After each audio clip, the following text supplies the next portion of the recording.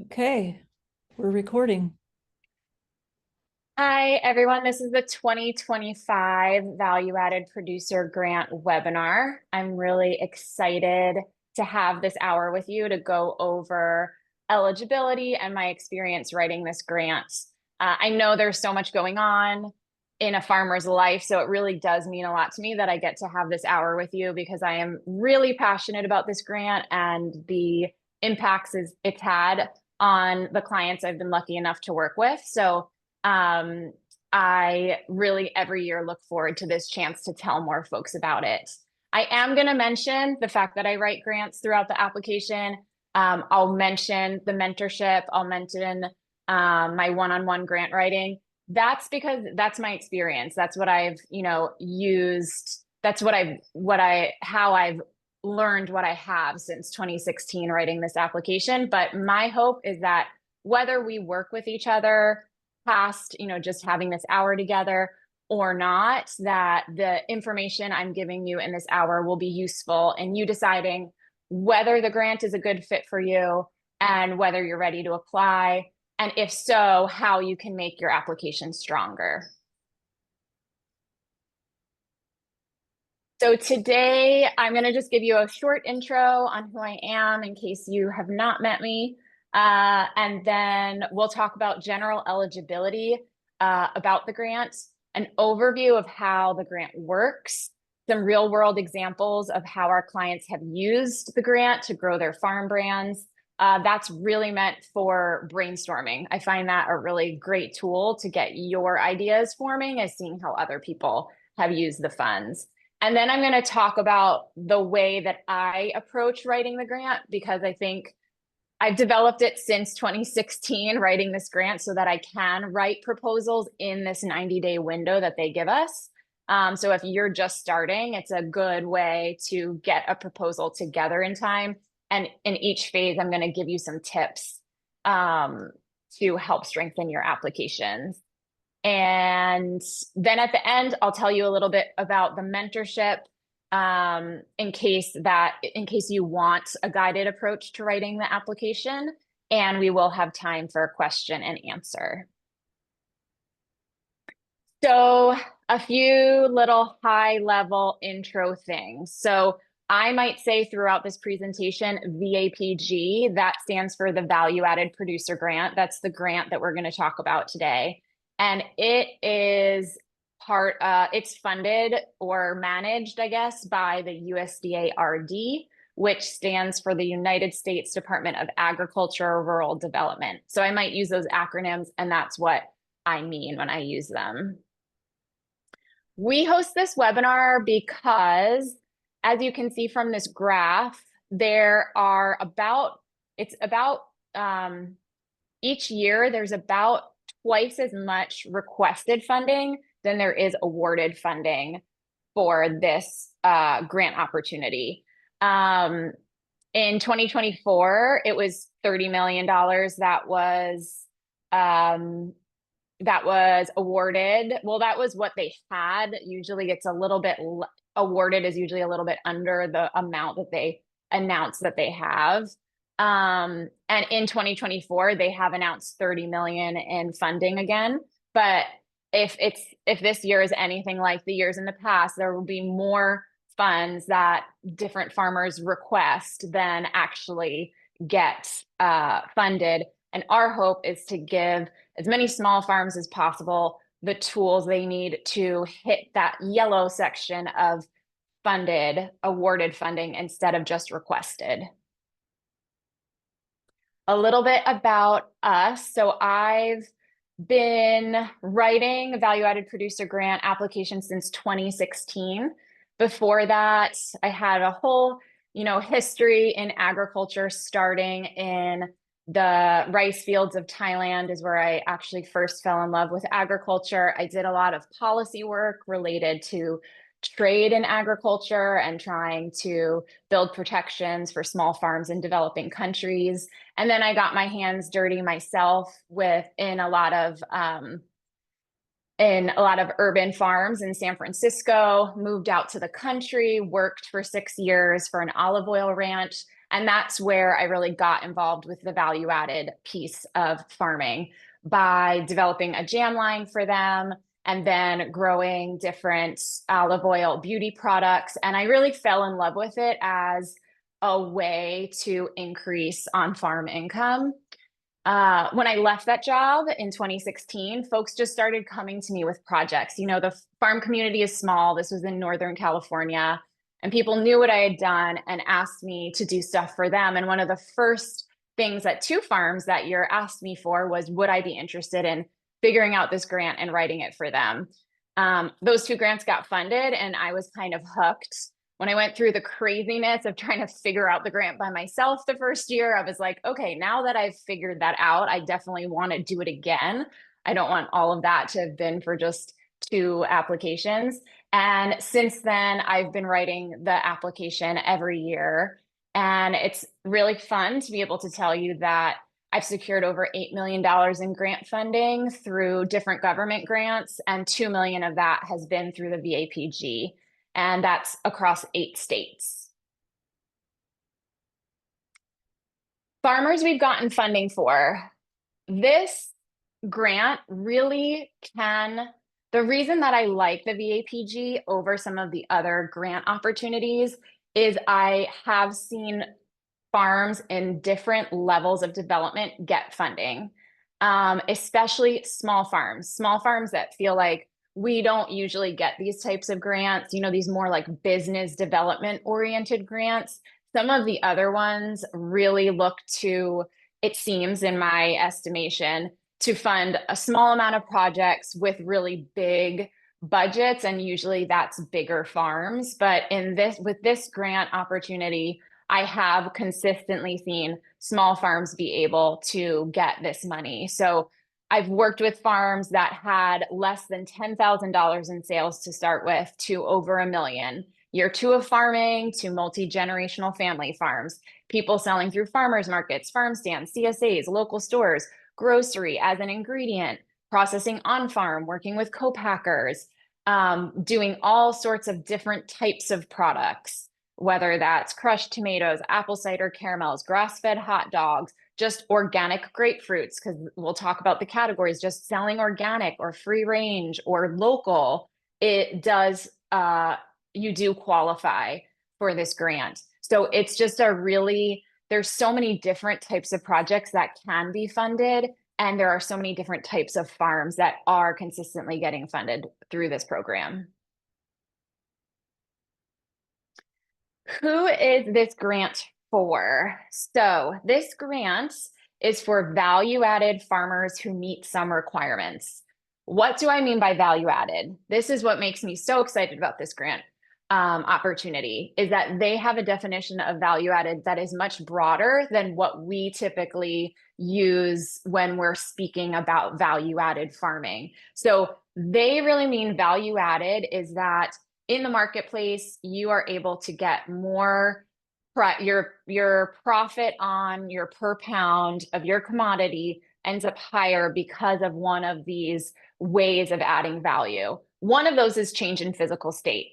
That's what we typically, I think, talk about when we talk about value added. So that's your tomatoes getting turned into tomato sauce, or your flowers getting dried and being sold as, you know, dried flowers, or like potpourri, or maybe turned into soaps, or all of those kinds of things would be a change in physical state.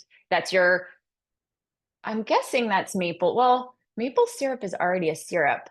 So that's kind of interesting if that's a change in physical state. If you have to like boil it and do stuff to it, I don't know much about maple syrup, then that would be considered a change in physical state. It's your strawberries turned into jam. It's your fleece turned into knitting yarn, those kinds of things. But in this grant, they also have these other categories. So one is that the way it's produced enhances its value. So for example, organic tomatoes have a higher price in the marketplace than non-organic tomatoes. So the fact that you're growing it organically is adding value, and that counts in this other criteria. Other things that fall under this are, you know, sustainable. If you have some sort of sustainability seal, you could end up hitting this category. If you're grass-fed, free range, cage-free, you know, all these different things that people will pay more for in the marketplace. Physical segregation, the big example I always use here is if you grow, say, your oats in separate fields than wheat so that you can call them gluten-free. Something about segregating how you process and grow your crop lets you then again have a higher price in the marketplace. Farmer ranch based renewable energy. This could be your walnuts being turned into fuel.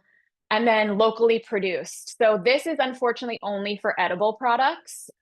So if you're a flower farmer, which I know a bunch of you are today, you really, the two categories you fall under are the change in physical state or the way it's produced enhances its value. The locally produced has to be edible. But for everyone else, you know, if you're doing a CSA or if you sell at farmers markets and a big part of your marketing is that you're local and you can show that by being local, your price is higher than non-local alternatives, then you would hit this category. Farmers, what do they mean by farmers? So there's a bunch of different categories of farmers under this grant. I'm not going to get into all the specifics because I really want to focus on giving you my tips for strengthening your application. But the main thing to know when it comes to these different categories of farmers is the majority of the owners have to be part of the day-to-day operations of the farm and the value-added venture. So the one place I see sometimes have issue is if, for example, it's a family farm and there's multiple owners and, you know, say there's 5 owners and 3 of them really are not involved in the farm at all anymore. They just are owners because, you know, they're a son of the original owner or daughter or child. Then not 50% are not then actually involved. That's where there ends up being an issue. You do have to be actually involved in the day-to-day labor. Some of the other requirements. So you must own 50% of the raw commodity. This means that if, for example, you're applying for turning tomatoes into tomato sauce, you have to have grown 50% above more than 50% of the tomatoes. You don't have to have also grown the onions and the garlic and the oregano and everything else. It's just the commodity that you're applying for, those tomatoes, you have to have grown at least 50, or you have to have grown more than 50% of those tomatoes. The project must expand your customer base. You're going to be presenting a project that also increases your revenue. And then there's a bunch of things you have to attest to in the application. Things like that you don't have any federal delinquencies on your taxes, that the majority of the owners are US citizens, kind of the standard things for government grants. A few general things about how the grant works. So there's 2 types of grants you can apply for, and you really have to pick one. You can't apply for both. You can't have an open grant already and apply for a second one. It's kind of one at a time. You can apply for these multiple times over time, but there's a planning grant and there's a working capital grant. The planning grants are really just for planning purposes. So marketing plans, business plans, feasibility studies, things like that. And their requests are under $50,000. Working capital, that's for the actual working capital to pull off a project. So we'll talk about what kinds of expenses I mean, but requests can be up to $250,000 in funding. The projects can run up to 3 years and there is a match. So you do have to put in some match it's a 1-to-1 match to the amount of money that you're requesting. But portions of that can be the in kind, which means, you know, you put a value on the time that the owner spends on the project. You can also put value on the raw commodity being used in the project.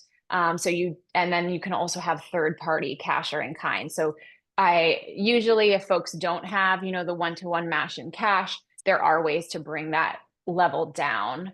And you could end up, depending on your project, completely match with raw commodity and the value of your time. So I always like to say it's like getting $2 every time you spend $1. You're having to put in some money, but you're getting that amplified by the grant funding. The three types of working capital projects. So if you're requesting less than $50,000, you do what they call a simplified application. The same application as these other two. There's just no additional materials. I shouldn't say that because there's lots of attachments, but there's no business plan, feasibility study, marketing plan required to ask for that less than $50,000. Then there's emerging market and market expansion. The emerging market is if you've been selling the product for less than 2 years, or the plan is focused on selling into a new geographic area or a new demographic. That requires a third-party feasibility study. So if that's your project and you don't have that third-party feasibility study yet, my recommendation would be to either sell the product for another year so you can apply for market expansion, or shift focus to getting a third-party feasibility study, possibly through a planning grant, and then reapproach the application once you have it. The market expansion, that one is when you're requesting more than $50,000 in grant funding again, but you have sold the product for at least 2 years and you're not focused on selling into a new geographic area or a new demographic. Like 95% of the projects I see do fall within this category. Because typically farmers are looking to amplify what they're already doing, and that is a market expansion project. So planning grants, like I said, marketing plans, business plans, feasibility studies. Working capital grants, you're really focused on the value-added portion of the process. So it does not cover the cost of farming or harvesting. This is really for everything post-harvest. A few ineligible expenses that I hear asked about a lot: farm events, swag, large construction expenses, large equipment purchases, research and development expenses. That's not what this grant is geared towards. When it comes to equipment, there are some small equipment purchases that are okay, and that's less than $5,000 is what they mean by small. And now with this new reserve funding for food safety projects, there is also up to $6,500 to purchase or upgrade post-harvest equipment to improve your food safety. When I think through eligible expenses, when we do this in the grant writing mentorship, or when I'm doing this one-on-one with farmers, I like to pull up this list of these 6 buckets of eligible expenses that you can think through to understand what you can get funded through this project. So a few: administrative, processing and production, distribution, whether that's shipping fees for e-commerce or your farmers market stall fees or your mileage for deliveries, marketing and promotions. This is a lot of times the bulk of a lot of the applications that I work on. So this is like when people want to start doing social media ads, or they need a website design because they're wanting to expand their e-commerce, or their, orders for pickup at the farm, physical mailers, all sorts of, ads in local magazines, all that can fall under here. General operating, utilities, staff related to the project. So that could be a CSA manager, a salesperson, anyone who is immediate family. You cannot, unfortunately, that's a conflict of interest, but people who are marketing, delivering, all of those folks, processing the product, if you do it in-house, all of that can fall under staff. And in terms of processing and production, I'll say a little bit more about that is other ingredients. That's your jars, your labels, your twist ties, like whatever is part of the processing, your co-packer fees. A question I get a lot is, maybe you came on this call with a specific thing, like, one person said today that they were looking to get a cookbook covered. I think that would kind of be a stretch, especially if it's for current CSA customers, because the whole goal again is that you're expanding your sales and your customer base. But does that mean that you should skip applying? I always like to kind of take a pause when someone asks me this question, because if we think about it a little bit broader, even if what this one line item is not an eligible expense under this grant, what other things would this grant be covering that might free up your cash to do that one piece that you were hoping to apply for? A lot of times we can see that if we start covering all these other expenses, say your CSA delivery, all these things, now you have the cash yourself to pay for something that might be ineligible. Another question I get a lot is am I ready to apply? I think it's a good question to ask yourself. Are you in the place now this year? Is it the right year to apply? Every year I do this. I shouldn't say that. The grant since the pandemic, I feel like has gotten more competitive just because it's gotten more widely known. There are a lot of people applying. So I do suggest, if you're thinking about applying, I do suggest you ask yourself if you have these two things. Do you have positive annual profits? Or if we look at, say, maybe last year was a bad year. If we looked at average profits over the last 3 years, would you have positive annual profits? I think that is something that is important to be able to show that your business is viable to, pull off the project that you're proposing. And the other one is, can you show that the project you want to do is going to break even within the next 6 years? So if it's a 3-year grant period, that means like 3 years after the grant funding, would you break even? You really want to show a project that isn't dependent long-term on grant funding. Yes, you're getting grant funding upfront to launch that website, to have those social media ads, but then you're going to grow your sales so that when the funding goes away, you can show that you're going to be able to continue operating. Eligibility is a complicated conversation, and I did spend more time on it than I wanted to even today, because I really want to get to more of my advice. But there are other places to look to kind of understand your eligibility. So one place, our Instagram, you'll see I do a lot of funded posts. So these are real examples of folks that have got funded. That helps kind of understand if you are, if the type of project you're looking for is one that has potential. And then also on our website, under the resources section, there's a webinar I did with CAF that really goes through, all the specifics of eligibility. And we also have a flow chart to help you figure out which of those 3 categories, the emerging markets, the market expansion, like where your application would fall. Okay, so the next thing I want to talk about is mentees and clients that have been funded. So we have had 33 funded applications so far and counting. The reason I want to talk about this is really to provide some inspiration and brainstorming for what possible projects there are for you and your farm. A client I talk about a lot, because they're such a good example, is Little Apple Treats in Sebastopol, California. So they came to me my first year writing this grant, and they wanted to expand into grocery. Their apple cider caramels were selling really well at farmers markets, but they weren't selling that well in grocery. They had gotten into a few local accounts, and they kind of were just sitting on the shelf. And they thought, what we need really is some better marketing, and we also need to increase our production so we have more supply for those markets. So when we looked closer at their products, I noticed that when selling into wholesale, they were actually, in some cases, selling at a loss.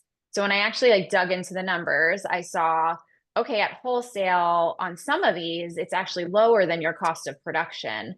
One of the reasons was their packaging. So this is a great example of packaging you might get if you're on a budget. So it's a one base and then different slides, different like tops that slide onto the same base. So the idea is, oh, I can buy a lot of this one base and I can therefore reduce the cost of my packaging. It's all the same color, which is also reduces printing costs. So it was great for the stage they were in and the money that they had. But the labor involved in actually putting together those bases, and then slipping on all the covers was actually making their product really expensive, the cost of the product, because of all the labor that was going into building this packaging. They weren't free, they weren't a box, they were flat when they received them. It also was affecting their sales because I don't know about you, but for me, it's really hard to tell that these are three different products. They look like the same product because it's all the same color. So for a consumer and or a store buyer, it was not really helping sell the product, that they all looked the same. And so stuff was sitting on the shelf. It wasn't really buying, it wasn't really selling. Buyers were only buying one because they didn't want to have a shelf that all looked exactly the same. So they wouldn't buy three different flavors at once. And it just was really affecting the sales in grocery. So we focused their project on fixing the issue with their packaging. We moved towards a type of packaging that each flavor was going to be a different design. And they were already boxes. They just had to pop them open and put the caramels inside. Now it's really clear to consumers that these are different products and they look great. They're beautiful to photograph. And because of that labor piece, it actually brought down their cost of production and made the product profitable in grocery, in wholesale. So I love this example because it's a really good example of how the process, this first phase of writing the application, I suggest is something I call plan. And it is where you're really looking at what you're doing now and finding the possibilities for a really strong grant application. And it's going through that process that actually some of these ideas can even come to you, is by working through and looking at your costs. So this grant did cover design fees. It covered packaging purchases, the other ingredient costs, sell sheet design, professional photography. And Joanne felt like it was a really impactful grant. So she said it was critical in improving our branding, leading to a huge jump in sales and the ability to be picked up by larger outlets such as Eataly, Oliver's, and Buy Right Markets. A tip that I love to repeat often is it's only value added if it adds value. That's a good example of the original idea. We want to take what we already have and sell into grocery. When we actually looked at the numbers, they were losing money doing that. So you have to really focus that plan phase when you're building your arguments about your value add. You really have to look at what that you are, in fact, monetarily adding value to the commodity. You need to show that by selling as organic, by turning our apples into caramels, there is, a quantifiable amount of money that you are adding to the commodity that if you didn't do that process, you would not be able, you would, not benefit from. Another example, so Yisrael Family Urban Farm in Sacramento. So they grew herbs and they wanted to scale up their soap production. I love this example because they weren't, they were selling at farmers markets, but they really didn't have the sales yet to fund year-round farmers markets. And I think this is a place that many farmers find themselves in.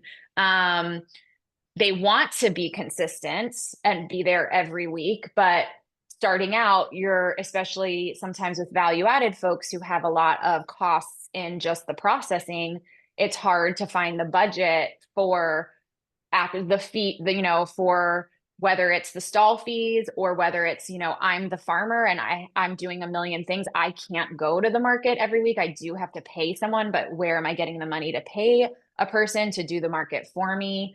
And then I need a nice display when I'm there. And where does that budget come from? So they were already doing farmers markets, but they weren't able, and they would sell well when they were there, but they just weren't able to do them consistently. And so that's what the grant focused on, was showing that A, there's a market, that B, they're selling out. So we know if they show up more often, there's going to be more sales. And so we need to ramp up production to be able to actually supply more markets. And then we need the support of those first few years of paying a market staff person, of paying the stall fees, and getting their sales to a place where now that's a sustainable process. They can keep going because they have enough sales. Widner Farms, I love because this was a mentee. So the value added producer grant writing mentorship that I run is a guided approach to writing the grant yourself. So I go through the process with you, and through group calls, I'm mentoring you in writing the application. And Widner Farms was the first mentee to get that higher level of funding. They got close to the $250,000. I forget the exact number. And that was very exciting to me because, a farmer can write this grant themselves. So they were expanding direct sales of beef and pork.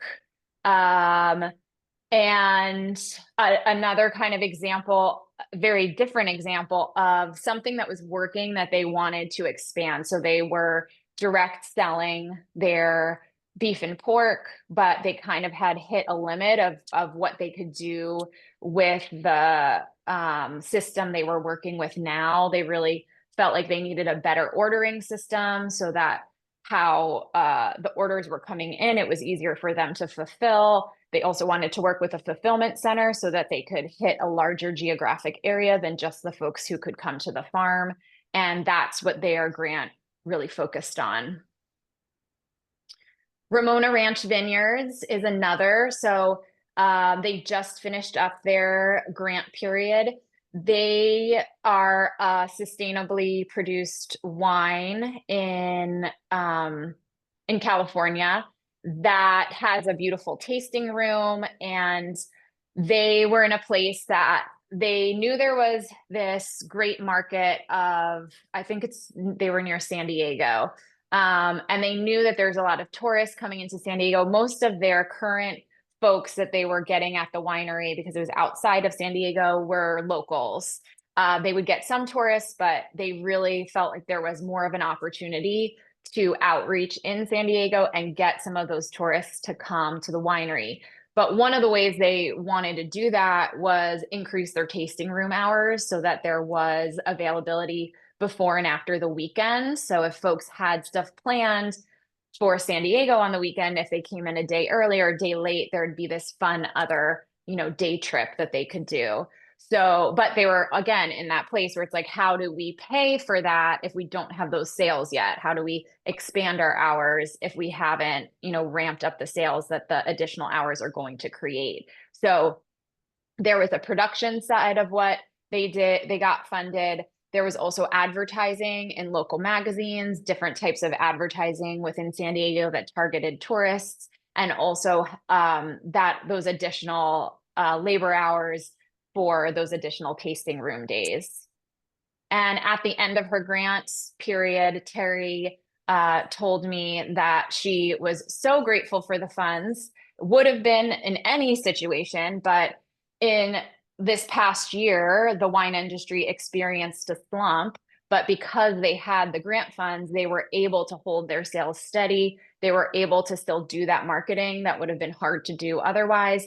And in a time where other people, were probably having to cut back hours for their workers, they were actually able to add additional shifts for their employees.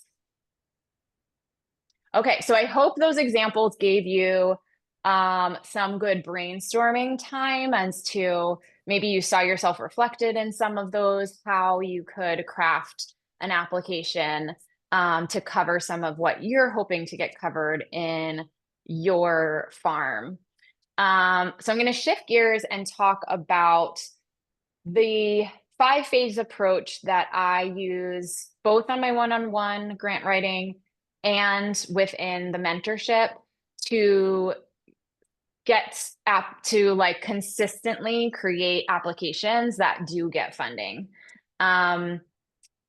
I'm going to kind of give tips as we go throughout. And like I said, I'm going to mention that one-on-one work and the grant writing mentorship, but whether or not we work together in those ways, I hope that these tips help you write an application that does get funded. So the first phase is plan. Plan is when you are working to know your costs and quantify your value add. Your goal is to find a realistic, research-backed projection for growth that will sustain beyond the grant project period. So you really want to get a good grasp of your numbers. You have to, like I say, quantify that value add. So the value add is not an ethereal thing. It's not now people have access to local honey. No, it's how much does non-local honey sell for? How much does local honey sell for? Hopefully the local honey sells for a higher price. And then the difference between those two prices is your value add. What they mean when they're talking about you presenting your value add, it is numbers. It is not, just a general community benefits question.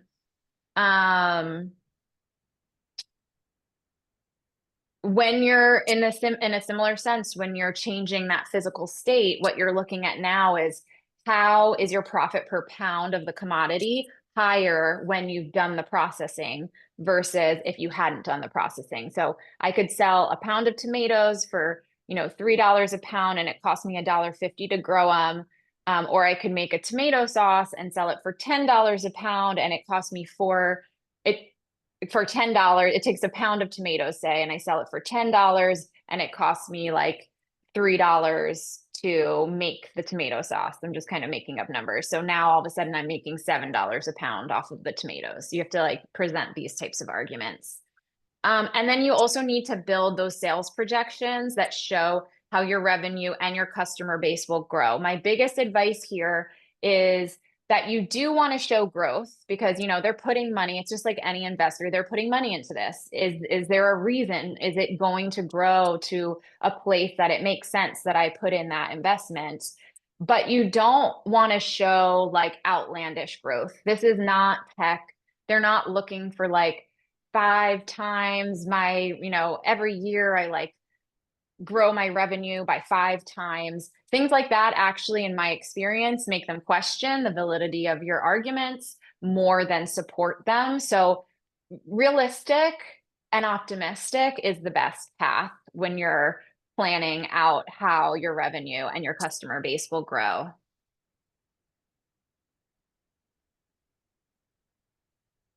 And I really recommend that you limit your application to 1 to 2 commodities and 1 to 2 products. You can apply for this again down the road. So if you're diversified, that's wonderful. It's great for the environment. Thank you. But for the grant, really kind of narrow down the scope of what you're talking about in terms of commodities that you're growing and products that you're selling. So the next phase that I recommend is you go through a collection phase. So now that you kind of have your numbers and you know how you're going to grow your sales, you know what product that you're going to apply for, you go through and you collect. The majority of the collection phase is budget quotes to base your budget on, and then letters of commitment. And you really want those letters of commitment to be super strong so that you can pepper in that language throughout your application and give it more credence.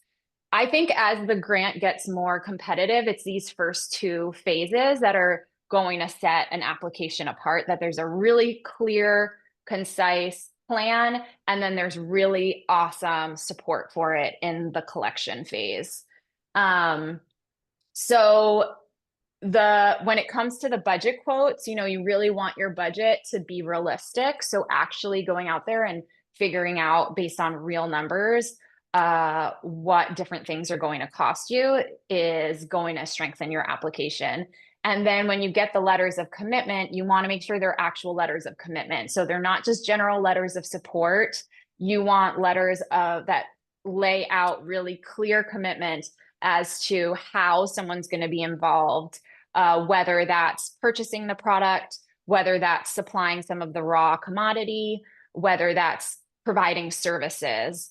And a really good way to think about that last piece of providing services is to think about, what do you need to pull off this project? Be like really realistic about that. And what skills do you not have? So if you really need a new website and you do not have website development skills, you want to include in your budget and in your letters of commitment a web developer that is as specific to what you're trying to do as possible. And you want to have that letter of commitment that says, that they are going to do the work. So your letters of commitment can come from people that you're paying. It also can come from people that you're not paying. Maybe it's some sort of business skills that you don't have, that there's an advisor who's going to help you gain that skill. You want to make sure to include those types of people in your project plan. Next, we come to phase 3, which is the budget. You want to meet the requirements of the grant. So all the eligibility stuff that I talked about, but while also setting yourself up to have maximum flexibility during the grant period. The way that we do this, and in the mentorship, the budget is a complicated part. And so I have lots of templates and stuff to figure out how to weight the different budget items correctly so that, you have that one-to-one match and all of that. So that's all within the requirements. And then there's this piece of the flexibility. So all of your line items in your budget, you put into a certain category. And if you're going to do this on your own, I just really recommend that you pay attention to how you categorize your expenses. Those categories, it's easier to kind of move money between specific line items that all have the same category and are under the same task. So for example, you want to keep those categories pretty broad so that if in real life you end up doing like less social media ads and more print magazine ads, that you kind of have that flexibility within how the funding was set up. Then we get to writing. So one thing you might notice is writing isn't until phase 4 of how I teach writing your application. It's really exciting to start the process writing. That's what I did the first time that I wrote an application for this grant, but it actually creates a whole lot more work, because until you actually have your plan down, what your budget is. Sometimes doing the budget, you then change, the quantity that you're going to create. And so then you have to go back and fix your sales projections so that they match, what you're trying to budget. How can we sell that much? Like, what's a new strategy here? That all kind of like changes it, like they all impact each other. And until you do all that and the numbers really solidify, I really don't recommend that you start writing the application at all. So I start writing applications a month before they're due, because it takes the 2 months to get the rest of all of that together. And when you do write the application, like I do this, I've done this since 2016. So there is a certain skill in writing that I'm sure I've developed, but I've seen lots of farmers write the application themselves and get it funded.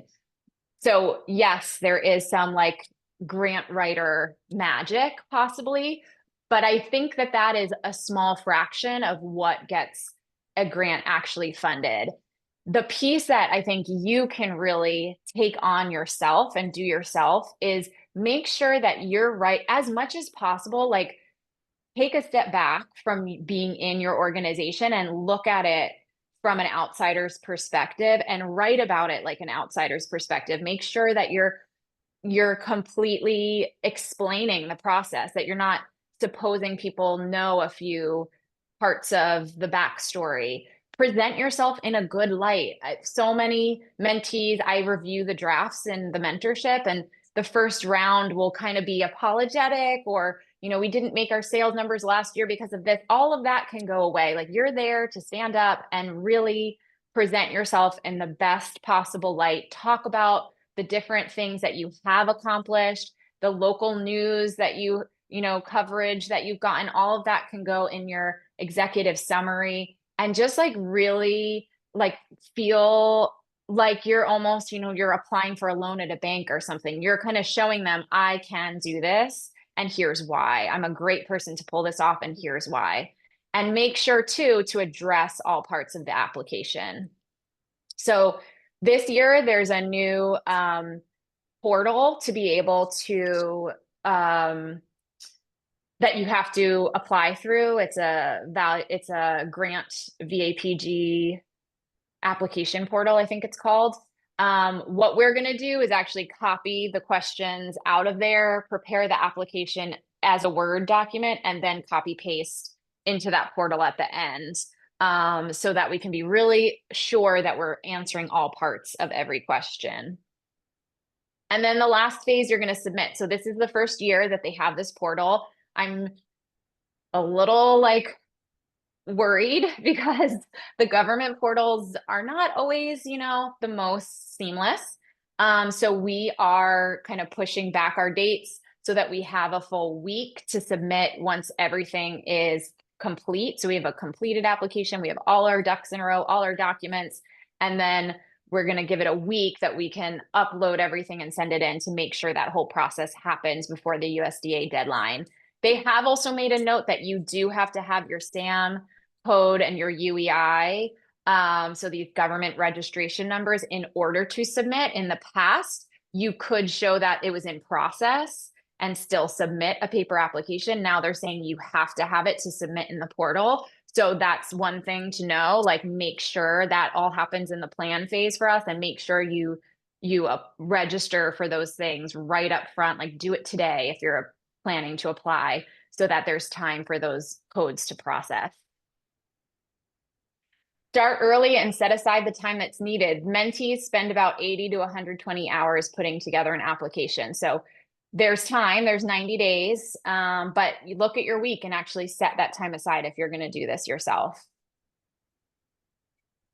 So real quick before we get to question and answers, I just want to tell you about the mentorship in case you do want to take on an application, but you like some assistance in getting there. As far as today, like as of today, we have 2 one-on-one grant writing slots still open, and we have 10 mentee slots open, where this is just the launch of letting you know about the mentorship. So the funding that I told you about and the amount of actual funds, this is how in 2022 and 2023, the number of actual applicants that got funded. So you can see even eligible applications. So there's ineligible applications. There's more applications than this submitted. Then the ineligible all get thrown out. Then there's eligible applications, and about, a half to about half get actually funded. So the goal of the mentorship is that our farmers hit that number, and all but one so far that have been submitted have gotten funding. The way the mentorship works, so we have live group calls basically every other week throughout the application period, where there's lots of time for guidance, there's lots of time for Q&A. There's a mentorship guidebook. It's a 56-page guidebook leading you through those 5 phases, and then links to all the different templates and stuff that I actually use in my one-on-one grant writing for you to use to save you time. And then I review your draft. So there's a date within the mentorship. You have to have your draft ready, and then I will actually go through and review the draft and give you tons of edits to help you strengthen the application before you submit it.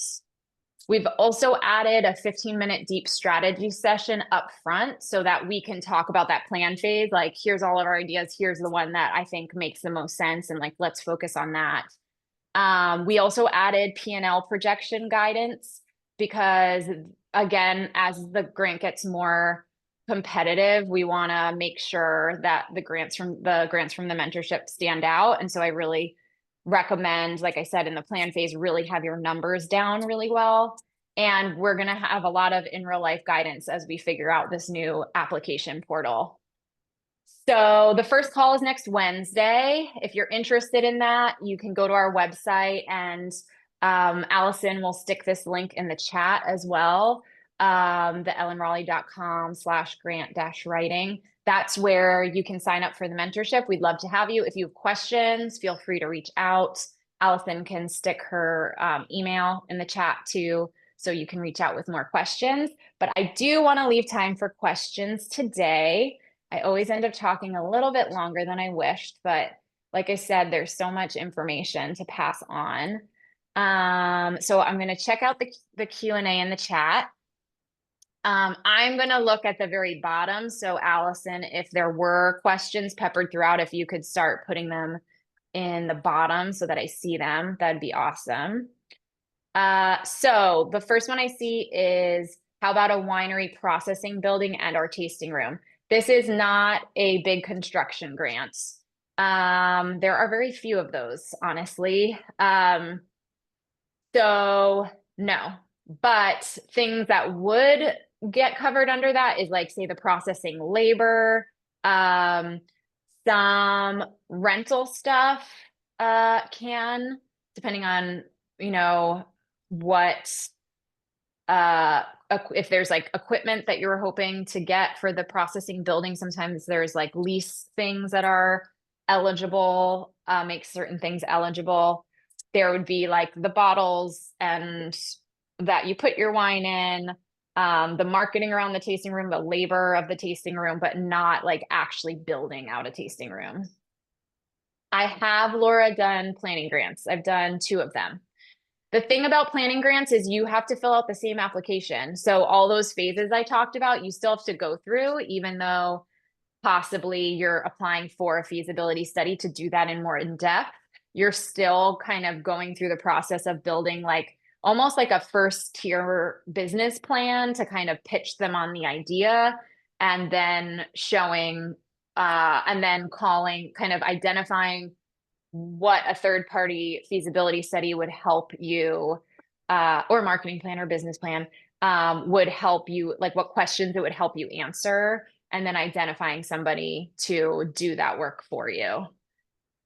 It's a great, one thing that I've seen folks do, that I've been part of folks doing, is say you want to do that larger grant ask and you fall into the category that needs a third party feasibility study. So that's the only one that has to be third party. The marketing plan, the business plan can be written by you yourself. Is you apply for a planning grant, you get that planning grant, you use it to do the feasibility study, then you close out that grant, and then you apply for the working capital grant that the feasibility study kind of sets you up for. So that's a way to like use a grant to do both parts of the process. Are the calls on the first and third Wednesdays for mentoring? Yes, they are. Yeah, they're always, just so folks know, they're recorded. And then also, I don't know if Terry, you're asking because you have a conflict. There's also the possibility that, you know, we get in there and folks are all like, I try to pick a day that doesn't have farmers markets, which is kind of leaves Mondays and Wednesdays, but we could create some flexibility around that if folks end up not liking the day. Holly, I did just say a little bit more about planning grants, so let me know if that was good for you, if there's specific questions you have about them. So Michelle has a great question, which is, our revenue doesn't yet keep up with our ongoing costs. We need more sales. Are we ineligible? So what I'm hearing from this is that right now, if you did a profit and loss a P&L that you have negative profitability? Overall as a farm business is a question that I would ask, or is it just specific to the value added piece? You are not ineligible. There's no eligibility criteria that says you have to be a profitable farm. Where it comes in, so there's the farm business as a whole, and then there's the value added piece of it. I've worked with a lot of farms that like overall they're profitable, but they don't quite have the sales yet on. So say they have a CSA, they're doing all these things, and they're also making tomato sauce. And if we like look at the tomato sauce, like that part of it is not profitable yet, but the farm overall is. So what I do in those applications is I talk about, what are the things that have kept us from getting profitable in the tomato sauce? How is this plan geared towards fixing that problem? And look, we are profitable overall as a farm business. So that shows that like we are going to be around, we're like a solid investment. If it's the farm overall that's not profitable, because I always attach those P&Ls. Again, I think they just help applications stand out and make it more fundable. If the farm overall is not profitable, it's not that you're ineligible, but it will create a little bit more work for you in proving that you're a sound investment. This is not really an investment. Like that's not necessarily how the USDA RD thinks about it. But you'll just really have to kind of explain what are the issues that have kept you from being profitable and how is this grant going to fix it? And not only fix it for the 3 years that you're funded, but leave you in a place that now you're going to be able to sustain yourself with your own sales. Because they don't want to see projects that, okay, we're putting money in for 3 years. And then once that money goes away, now the project falls apart.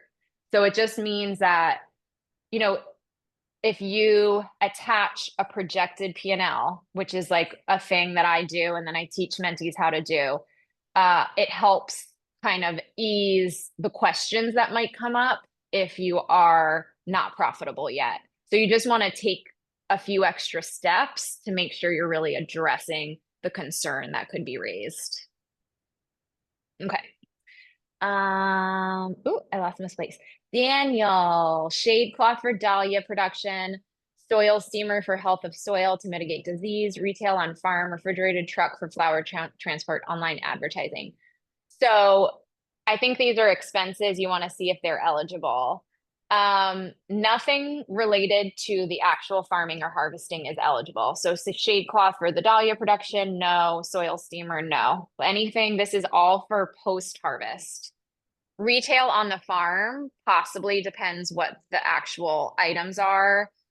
Things that could be eligible are like signage, farm stand signage, farm store labor, farm store display materials, processing fees, a POS system, those types of things would all be eligible. Refrigerated truck.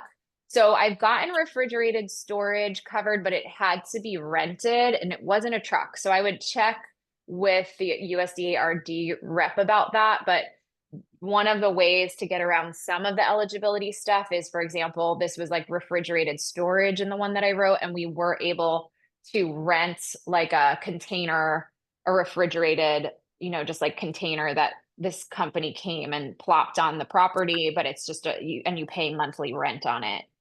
Online advertising, definitely.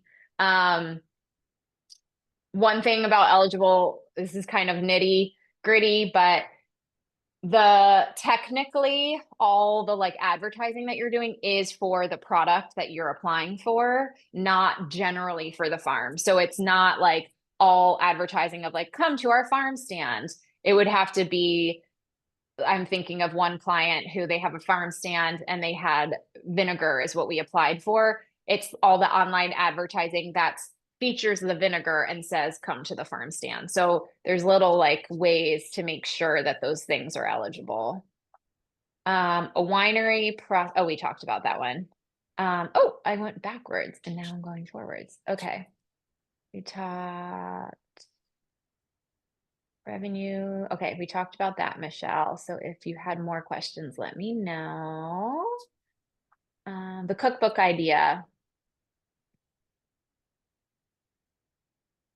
Yes. So Linda is asking, she has a CSA and she wanted to create a cookbook, but then she said, would it be better to create a printed guide to go with our packets of dried herbs that shows how to cook with the herbs and how to grow them in our area?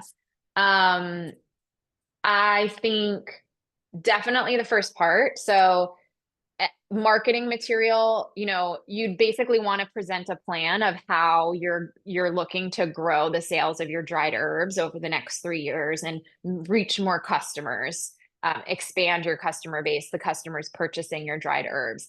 And if one of those ways is, having marketing materials that show how to actually cook with the herbs, that's awesome. That's something that I think is very effective for farms, is helping people actually learn how to use the products that they're selling. How to grow them in your area. I wouldn't focus on that in the application because that's not really, unless you're selling seeds, maybe that is what you're doing, but if you're selling seeds, then yeah, that would fit in as well. And let's see, what's the cost for the group mentoring? Terry, thanks for asking. So there's 2 different levels of the group mentorship, and I'm not going to say the actual cost because I don't remember it to be exact.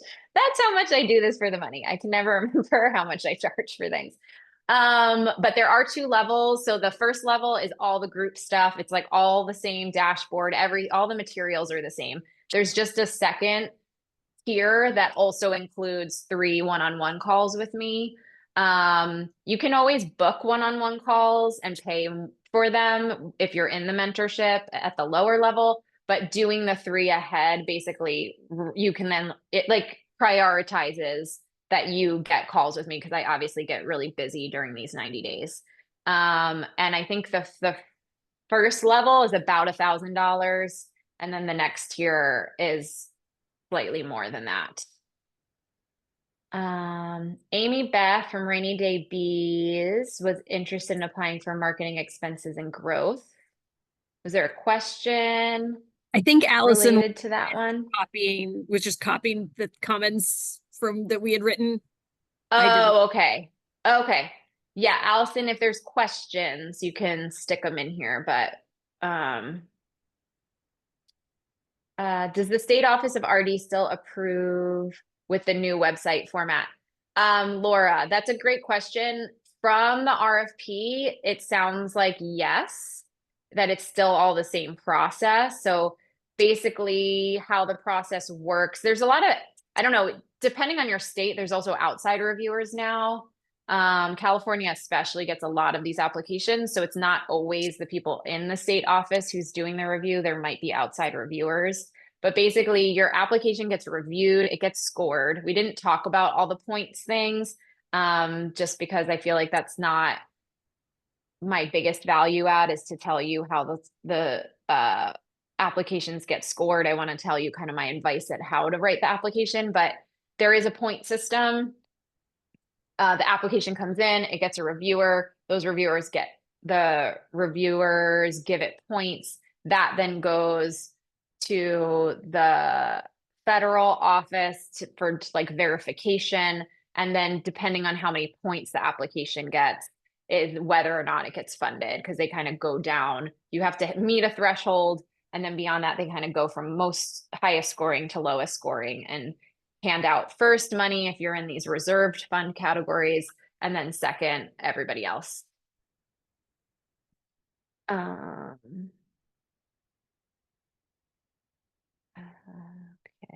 Can the grant workshop group be used for the working capital grant or just the planning grant? Terry, it's both. Most people are working capital grants. That's true of just generally who applies for this too. I've talked to USDA reviewers and they say, it's something like, I don't want to make up a number, but the large majority of the grants that get submitted are trying to get working capital. So yes, definitely the mentorship can be used no matter whether you're applying for a planning grant or a working capital grant. I'm glad you have an idea brewing. Is funding an all or nothing?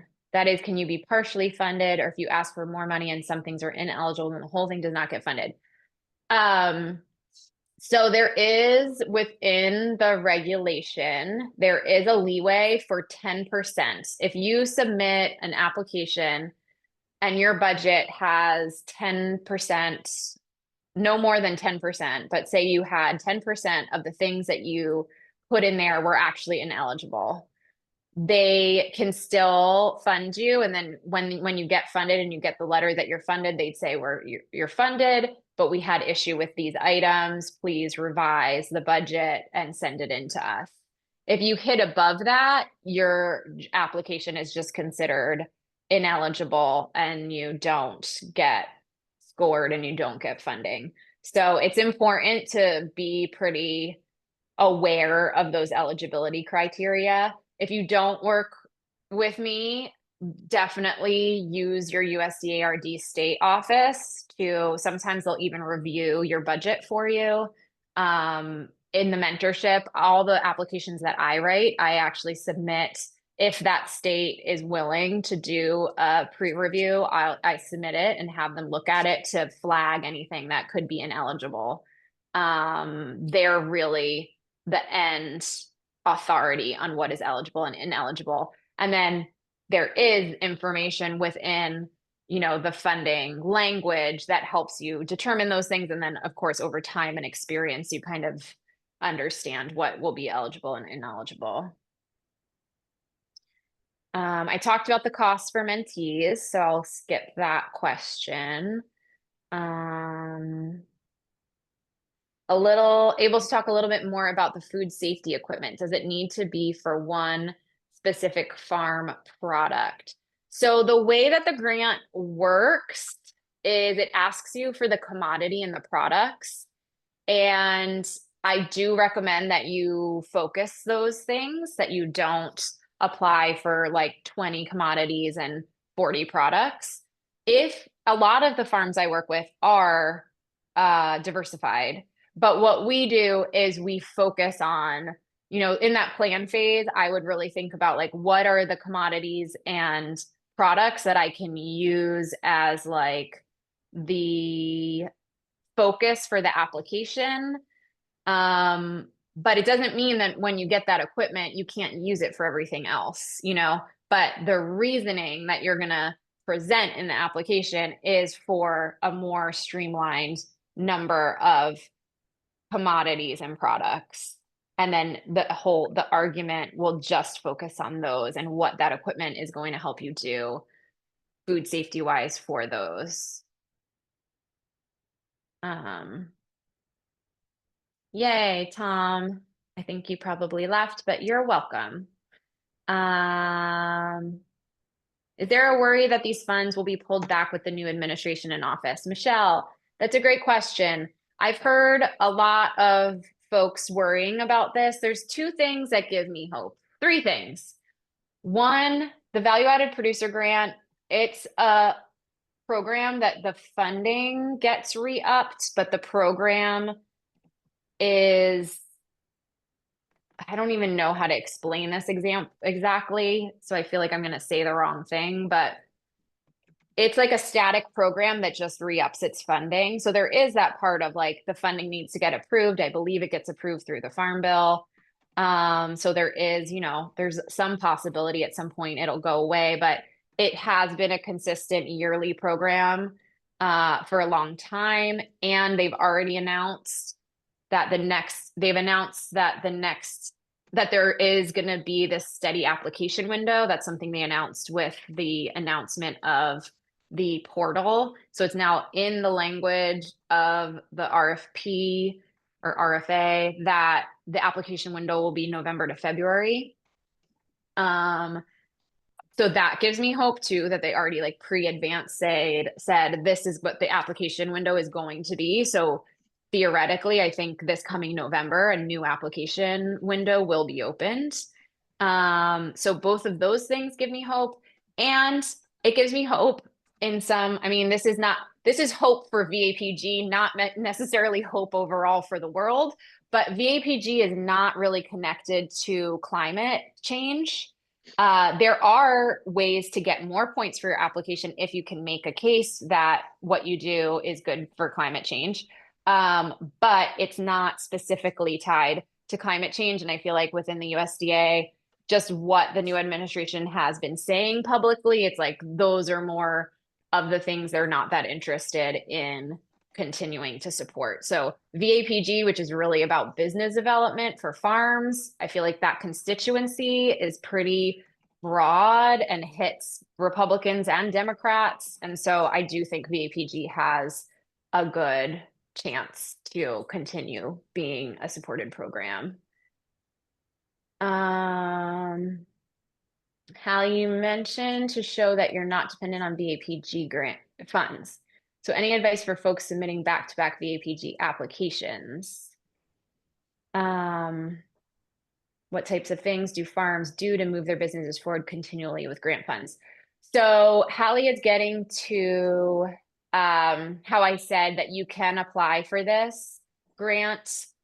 You can kind of think about like, what is this project, knowing that you can apply down the road. So I've had farms that have applied multiple times and gotten multiple VAPG grants. The project has to be different. So it is part of the plan phase to also think about what am I proposing for this project so that I can spin off a different project down the road. So for example, with Little Apple Treats, they did multiple grants. So they had lots of products. We focused on 2 products to start, left the other products aside. All of your farm products benefit if you're marketing some of the farm products. So their sales grew overall. And then, a next VAPG opportunity, we focused on a different product or a different sales channel is something else we did with them. There was I think their third one, we really focused on, there was one that focused on direct to consumer, and there was one that focused really on easing and streamlining wholesale ordering. So that's another way to differentiate your products. Growth is often dependent on grant funds. That's why these grants exist. The reason I'm so excited about VAPG is because it's really hard to get funding for these kinds of marketing and sales activities. It's like really hard to get that from banks at this point. Small business development loans are hard to get.